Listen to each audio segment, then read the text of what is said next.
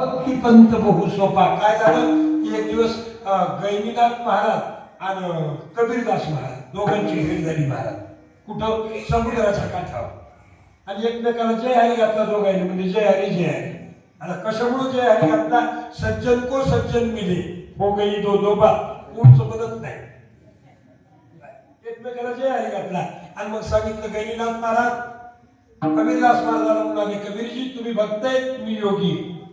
सांगा योगी श्रेष्ठ का भक्त श्रेष्ठ? ते म्हणजे आता पावणे 10 वाजून गेले, आता कशाला भानगड लावता? तुमचं म्हणणं काय? ते म्हणजे माझं म्हणणं काय नाही. माझं गैनीनाथ महाराज म्हणजे योगी श्रेष्ठ, मग कबीरदास महाराज म्हणजे मी म्हणून जातो योगी श्रेष्ठ. ते म्हणजे नाही, हे अथांग सागर आहे, समुद्र आहे, आणि या समुद्रात ज्यानं माशाचं रूप घेतलं आणि हे ज्यानं ओळखून दाखवलं तो श्रेष्ठ, तो श्रेष्ठ.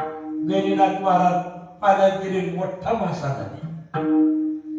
कबीरदास महाराजांवर पळी आली ओळखायची.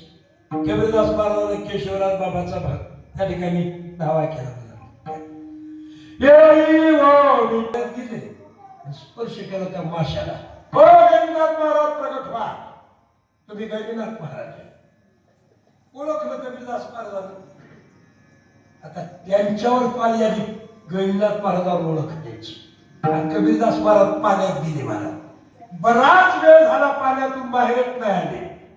मग गैनीनाथ महाराजांना विचारलं, म्हणजे का कबीरजी मी मोठमोठाले मासे पाहिले, मोठमोठ्याल्या मगरी पाहिल्या पाण्यात त्या समुद्राच्या, पण तुम्ही मला दिसलाच नाही. तुम्ही पाण्यात काय होऊन राहिला होता?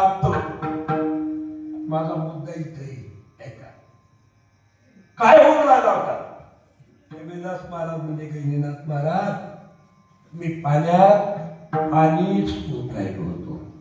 ऐका, पाण्यात मासा होण्याची ताकद योगामध्ये, पण पाण्यात पाणीच होण्याची ताकद भक्तीमध्ये. म्हणून भक्ती श्रेष्ठ आहे.